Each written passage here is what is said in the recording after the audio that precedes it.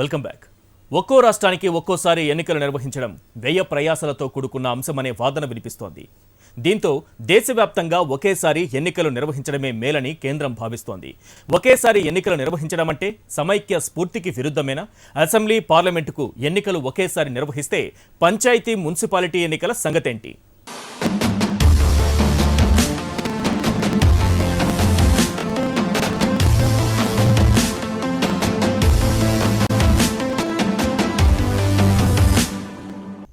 అయితే ఇక్కడ ఒకసారి ఎన్నికలు నిర్వహించడం అనేది ఈవీఎంల దగ్గర నుంచి, పోలింగ్ సిబ్బంది దగ్గర నుంచి, లేకపోతే భద్రతా సిబ్బంది, ఇన్ని రకాల కోణాల్లో మనం చూసినప్పుడు దేశవ్యాప్తంగా ఒకేసారి ఈ రకంగా చూసిన సాధ్యమయ్యే పరిస్థితి. ఇప్పుడు ఇది ఎలా ఉందంటే, ఇప్పుడు క్రికెట్ మ్యాచ్ ఆడాలి అని నిర్ణయం అయ్యాక పాపం క్రికెట్ కిట్ కొనాలి, వాళ్ళ షూస్ కొనాలి, వాళ్ళ బ్యాట్ కొనాలి, బాల్ కావాలి, పిచ్ రెడీ చేయాలి, గ్రౌండ్ తయారు చేయాలి, గ్రౌండ్ క్లీన్ చేయాలి, చెత్త చెదరం తీసేయాలని వాదన పెట్టుకునే అర్థం ఉందా?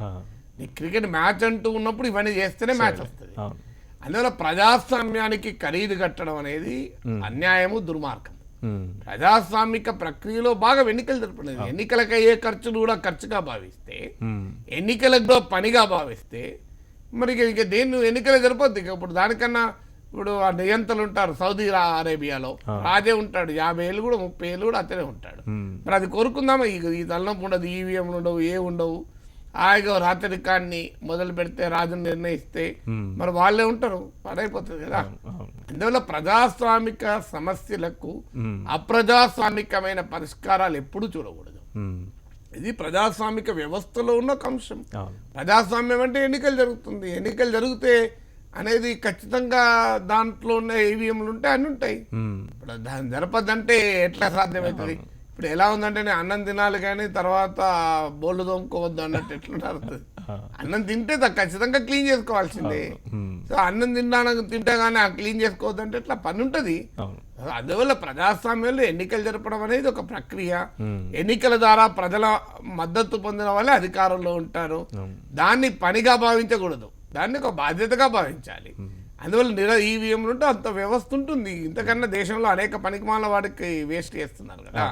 ఇదేమి లెక్క కిందకి కాదు కదా. ఎన్నికల కొరకు పెట్టే ఖర్చు కూడా ఖర్చుగా భావిస్తే, ఈ ఎన్నికలే లేకుండా, ప్రజాస్వామ్యమే లేకుండా రాజరికం అనే వాదన, నిరంకుశత్వం అనే వాదన భారత్ చేస్తుంది. అలాంటప్పుడు సౌదీ అరేబియా బెటర్ మనకన్నా, ఎన్నికలు ఉండవు కదా. ఆ మాటకైతే అమెరికా లాంటి అభివృద్ధి చెందిన దేశంలో మనకన్నా ముందే ఎన్నికలు జరుగుతాయి. అక్కడ 5 ఏళ్ళుగా 4 ఏళ్ళుగా ఎన్నికలు జరుగుతాయి. మరి ఆ దేశం అంతా అన్యాయం అయిపోయి ఆ దేశం చెడిపోయిందా ఇప్పుడు ఏమన్నా? అందువల్ల ఈ ఆర్గ్యుమెంట్లలో అర్థం ఉండదు. ఇంకొకటి ఇక్కడ మనం అర్థం చేసుకోవాల్సింది, భారత రాజ్యాంగంలో ఫెడరల్ వ్యవస్థ ఉంది. అంటే కేంద్రము, రాష్ట్రం, పార్లమెంటు, శాసనసభ అనేది ఇండివిజువల్గా ఎగ్జిస్టెన్స్ ఉన్నాయి.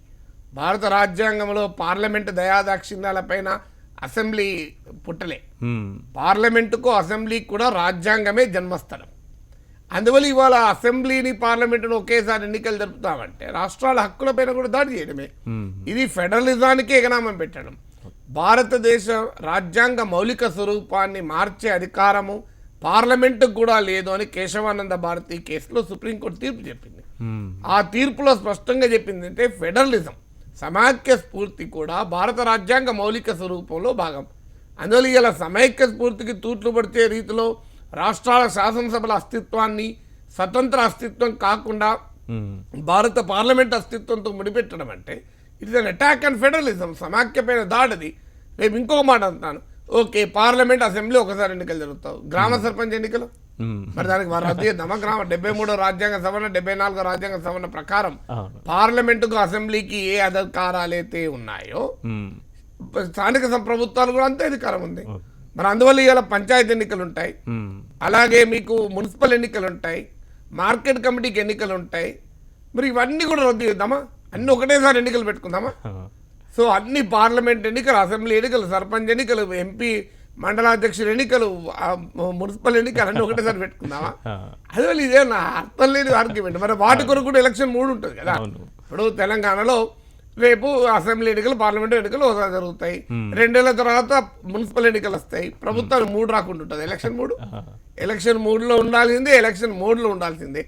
లేకపోయినా 5 ఏళ్ళు ఎంత దూరం అంటే, మరి 5 ఏళ్ల గురించి ఏ ప్రభుత్వం నిద్రపోగలుగుతుందా? అందువల్ల ఎప్పుడైనా ప్రజాస్వామ్యం అంటే ఎన్నికలు. అందువల్ల ప్రజాస్వామ్యంలో రాజకీయ పార్టీలకు ఎన్నికల మూడ్లో ఉండడం కామను. దీన్ని ఏదో నేరంగా భావించాల్సిన అవసరం లేదు. ప్రజల్ని మీరు ప్రజల చైతన్యం కూడా మీరు ఇంకోటి గమనించాలి. ఇక్కడ మీరు పార్లమెంట్ ఎన్నికలు, అసెంబ్లీ ఎన్నికలు ఒకేసారి జరిగిన సమయంలో కూడా ప్రజలు భిన్నమైన తీర్పులు చెప్పారు. అంటే అర్థం ఏంటి? ప్రజలు పార్లమెంట్ అసెంబ్లీని ఒకే రకంగా చూడడం లేదు కదా.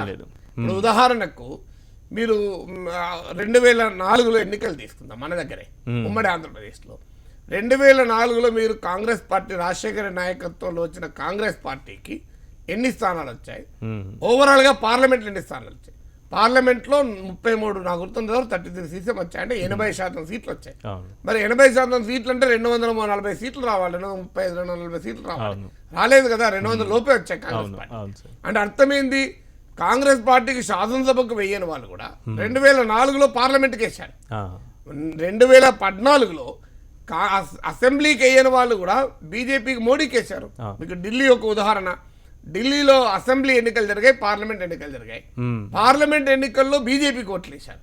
మొత్తం అన్ని 6 సీట్లు 6 బీజేపీకి వచ్చాయి. మరి అసెంబ్లీ ఎన్నికలకు వచ్చే వరకు 3 సీట్లు కూడా రాలేదు. అంటే ఎమ్మెల్యే సీట్లు 3 గెలుచుకున్న బీజేపీ పార్లమెంట్కి వచ్చే వరకు 6 గెలుచుకున్నారు.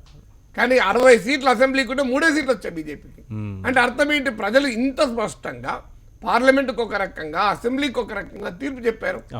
జాతీయ పార్టీలకు అనుకూలంగా పార్లమెంట్లో తీర్పు చెప్పారు, దానికి భిన్నంగా అసెంబ్లీకి తీర్పు చెప్పారు. సో అందువల్ల ప్రజల చైతన్యాన్ని నువ్వు ప్రశ్నించడమే అవుతుంది. అంటే రేపు పార్లమెంట్కి ఒకరికి ఓటేసి అసెంబ్లీ కూడా ఓటేయకూడదు, మీరు ఓటేస్తే ఒక్కరికి ఓటేయాలని చెప్తామా? సో ఒకరికి ఓటేయాలని చెప్తే ఒకే ప్రభుత్వం ఉంటుంది. సో అందువల్ల ఇలాంటి విచిత్రమైన వాదనలు పెట్టడంలో అర్థం లేదు. ప్రజాస్వామ్యంలో ఎన్నికలు సహజము. ఆయా ప్రభుత్వాలకు ఎన్నికలు జరుగుతాయి. పోనీ ప్రభుత్వాలకు కాదు, విద్యార్థి సంఘ ఎన్నికలు జరుగుతాయి, లేదు సింగరేణిలో ఎన్నికలు జరుగుతాయి. ఇప్పుడు ఉదాహరణకు తెలంగాణలో అసెంబ్లీ, పార్లమెంటు, సర్పంచ్, మున్సిపల్ అన్ని ఎన్నికలు ఒకటేసారి పెట్టినాం. రేపు ఆర్టీసీలో ఎన్నికలు వస్తాయి, సింగరేణిలో ఎన్నికలు వస్తాయి. టీఆర్ఎస్ కు మళ్ళీ ఎలక్షన్ మూడు రాదా? వస్తుంది కామన్ కదా. మళ్ళీ ఆర్టీసీలో మళ్ళీ టీఆర్ఎస్ అనుకూలమైన తెలంగాణ మద్దతు యూనియన్ పోటీ చేస్తుంది. దాన్ని గెలిపించడానికి పనిచేయాలా లేదా? లేదు, హరీష్ రావు గారు మహేంద్ర అండ్ మహేంద్ర మన జహీరాబాద్ లో ఉన్నది, ఆ కంపెనీ కార్మిక సంఘానికి పోటీ చేస్తాడు. సింగరేణి కార్మిక సంఘానికి ఎన్నికలు జరుగుతాయి. అక్కడ టీఆర్ఎస్, కాంగ్రెస్, సిపిఐ ఇవన్నీ పోటీ పడతాయి కదా. అంటే మరి ఒకటేసారి ఎన్నికలు, పార్లమెంట్, అసెంబ్లీ, సర్పంచ్, మున్సిపాలిటీ, విద్యార్థి సంఘ ఎన్నికలు, మహేంద్ర అండ్ మహేంద్ర కంపెనీ ఎన్నికలు, రైల్వేల ఎన్నికలు, సింగరేణి ఎన్నికలు అన్ని ఒకటేసారి నడుపుకుందామా? ప్రాక్టికల్ గా సాధ్యం? ఆర్టీసీ ఎన్నికలు అది విచిత్రంగా ఉంటది ఈ వాదన. ఇప్పుడు ఏదైనా ఎన్నిక, రాజకీయ పార్టీ అనేది ఏ ఎన్నికను వదిలేయదు. ఇప్పుడు టీఆర్ఎస్ ఆర్టీసీ ఎన్నికలు వదిలేసిందా? వదిలే కదా. సింగరేణి ఎన్నికలు వస్తే టీఆర్ఎస్ వదిలేస్తుందా? సో అందువల్ల ఏ ఎన్నికలనైనా సీరియస్ గా తీసుకుంటారు. మరి అన్ని ఎన్నికలు ఒకటేసారి జరపడం అనేది ప్రాక్టికల్ గా సాధ్యమా? ఇవి కాక రాజ్యసభ ఎన్నికలు ఉంటాయి. రాజ్యసభ అంటే పోనీ పార్లమెంట్, అసెంబ్లీ నుంచి ఎన్నికైతారు. శాసన మండలి ఎన్నికలు ఉంటాయి, వాటి సంగతి ఏంది? అవి 2 ఏళ్ళకి ఒకసారి జరుగుతాయి. అవి వాటికి 6 ఏళ్ల పదవీ కాలం. అంటే మరి శాసన మండలికి 2 ఏళ్ళ ఎన్నికలు కూడా లేకుండా అవి కూడా 5 ఏళ్ళకి ఒకసారి జరుపుదామా? సో ఈ కన్ఫ్యూజన్, గందరగోళాన్ని జనాల్ని పెట్టి, ప్రజలను గందరగోళంలో పెట్టి అసలు సమస్యల నుంచి దృష్టి మళ్లించడానికి జరుగుతున్న ప్రయత్నం తప్ప ఈ దేశంలో 5 ఏళ్ళకి ఒకసారి ఎన్నికలు జరుగుతున్నాయి. మనం గర్వించాలి. అనేక తృతీయ ప్రపంచ దేశాల్లో 5 ఏళ్ళకి ఒకసారి ఎన్నికలు కూడా జరుగుతున్నాయి. మనం ఆ మేరకు సంతోషపడాలి కదా. ఎన్నికలు దేశవ్యాప్తంగా నిర్వహించడం అనేది జరిగే ఒక విధానం తీసుకొచ్చే ప్రయత్నం ఏదైనా జరిగితే ప్రాంతీయ పార్టీల నుంచి ఏ రకంగా ఉండబోతుంది సార్? సపోర్ట్ ఉంటుందంటారా? ప్రాంతీయ పార్టీలు వ్యతిరేకించే అవకాశం ఉంటుందంటారా? ప్రాంతీయ పార్టీలు, రాజకీయ పార్టీలు ప్రజాస్వామ్యము, రాజ్యాంగం వీటి గురించి ఆలోచించవు. వాళ్ళ లాభమైతే సపోర్ట్ చేస్తాయి, నష్టమైతే వ్యతిరేకిస్తాయి. మనం చూసాం కదా తెలంగాణ ఉద్యమ టైంలో ప్రతి రాజకీయ పార్టీ తెలంగాణ అన్నది, మళ్ళీ తెలంగాణ ఇచ్చినాక అట్టట్లు ఇస్తాం అన్నది. ఇప్పుడు తెలుగుదేశం పార్టీ 2008లో లేఖించారు. కాంగ్రెస్ పార్టీ 2014లో నిర్ణయం తీసుకుంటే, తెలుగుదేశం పార్టీ ఒక 5 ఏళ్ల ముందే 2013లో కాంగ్రెస్ పార్టీ నిర్ణయం తీసుకుంటే 5 ఏళ్ల ముందు ఇచ్చారు లెటర్. ఇచ్చినప్పుడు ఏమైనా చెప్పారా? ఇట్లనే విభజించాలి, ఇంత న్యాయంగా విభజించాలి, ఇంత ఇష్టం వచ్చినట్టుగా విభజించకూడదు అనే వాళ్ళు రాసిచ్చారా? ఏం లేదు, విభజించండి అని లేఖించారు ఎలక్షన్ల ముందు. కానీ అదే మళ్ళీ కాంగ్రెస్ పార్టీ విభజన చట్టం తెస్తే ఇంత అడ్డగోలుగా విభజిస్తారా అన్నారు. మరి అడ్డగోలుగా కాకుండా ఇంకేదన్నా గోలుగా విభజించాలని తెలుగుదేశం చెప్పిందా? అందువల్ల ఇవన్నీ రాజకీయాల్లో రాజకీయ పార్టీలో ఒకటి మంచి చెడు అనే దాన్ని ఆధారంగా నిర్ణయాలు తీసుకోవు. తమకు లాభం అయితే ఒక రకంగా ఉంటాయి. 2009లో ఓడిపోయినప్పుడు చంద్రబాబు నాయుడు గారు ఏమన్నారు? అసలు ఈవీఎంలు దొంగ, బోగసు, ఈవీఎంలు రిగ్గింగ్ అవుతున్నాయి అన్నారు. మరి 2014లో అన్నాడా? లేదు. అల్లే కదా. అప్పుడు మళ్ళీ 2015-16 వచ్చే వరకు కాంగ్రెస్ పార్టీ ఈవీఎంల మీద కంప్లైంట్ చేసింది. ఖమ్మంలో ఈవీఎం, హైదరాబాద్ ఈవీఎంలు అన్నిటి గందరగోళం చేశారు. మరి అంతకుముందు హైదరాబాద్లో కాంగ్రెస్ గెలిచినప్పుడు ఈవీఎంల మీద ఎక్కడైనా కంప్లైంట్ వచ్చింది కాంగ్రెస్ పార్టీకి? సో ఇది చంద్రబాబు నాయుడు జాతీయ స్థాయిలో పెద్ద చర్చ పెట్టాడు, ఈవీఎంలు మ్యానిపులేట్ అవుతున్నాయని. మరి 2009లో మ్యానిపులేట్ అయిన ఈవీఎంలను 2014లో సేమ్ రాజకీయ పార్టీ అధికారం ఉంది కదా కేంద్రంలో. మరి అప్పుడు వాళ్ళు మ్యానిపులేట్ చేయలేదా? వాళ్ళు ఏ కూడా వీలు చేసిండ్రా? మరి అప్పుడు మోడీ చంద్రబాబు నాయుడు కాంబినేషన్లో ఏమైనా మ్యానిపులేట్ చేశారా? సో ఇది అన్ని విచిత్రంగా ఉంటాయి. రాజకీయ పార్టీలకు ఇలా సిద్ధాంతాలతో సంబంధం లేదు. రాజకీయ పార్టీలు వాళ్ళ లాభం అయితే ఒక వాదన పెడతారు, నష్టమైతే ఇంకో వాదన పెడతారు. న్యూస్ యాంగిల్లో ఇప్పుడు షార్ట్ బ్రేక్.